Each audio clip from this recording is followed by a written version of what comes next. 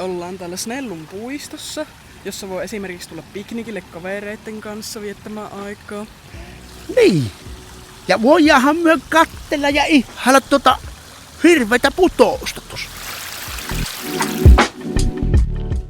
Ja täältä Kuopion kirjastosta löytyy näitä lainattavia urheiluvälineitä.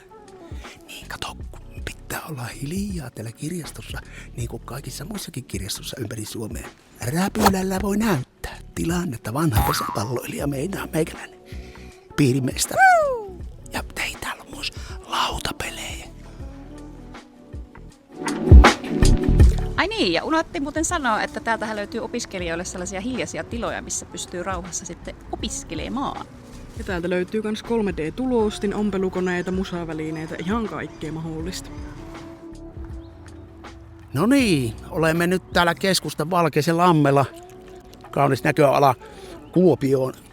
Täällä voi kalastaa, täällä voi vaikka juosta Valkeisen lampea ympäri lenkkeillä. Ja täällä voi myös harrastaa vaikka mitä, että siihen vaan sitten lenkit tossut jalakkaan ja juoksemaan, niin voi pyöräilläkin.